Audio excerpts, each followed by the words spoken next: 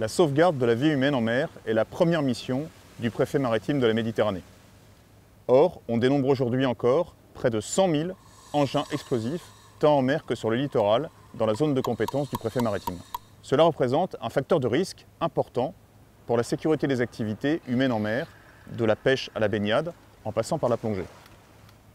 Il est donc nécessaire de les neutraliser.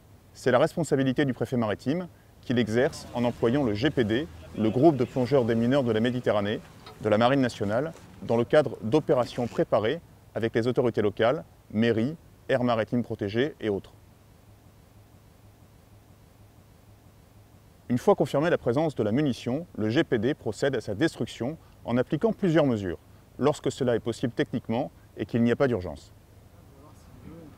D'abord, la munition est déplacée hors de l'aire marine protégée où elle se trouve, ce qui est fréquent puisque 58% du littoral méditerranéen est couvert par une ANP, zone Natura 2000 ou parc marin par exemple. Ensuite, les mesures d'effarouchement des poissons et des cétacés sont appliquées. Enfin, la munition est traitée avec une charge explosive adaptée entre deux eaux, à quelques mètres de la surface, pour réduire l'effet de l'explosion.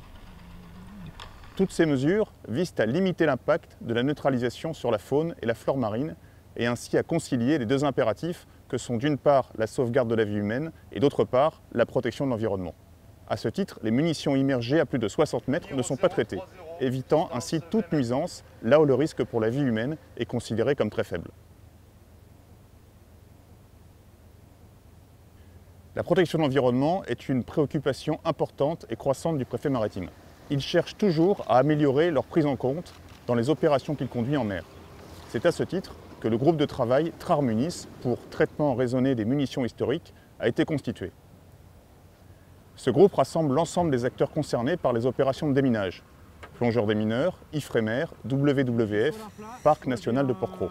Ces experts doivent aboutir à l'établissement d'une doctrine de contre-minage préservant au mieux l'environnement tout en permettant à la Marine nationale de conduire ses missions et d'entretenir ses savoir-faire.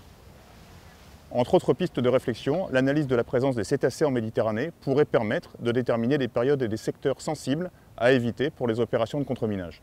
Dans le cas où ces opérations ne pourraient être reportées, des équipements innovants déjà utilisés ou en cours d'acquisition, comme par exemple des rideaux de bulles, des effaroucheurs ou des détecteurs de présence de cétacés, seront utilisés pour limiter l'impact sur l'environnement.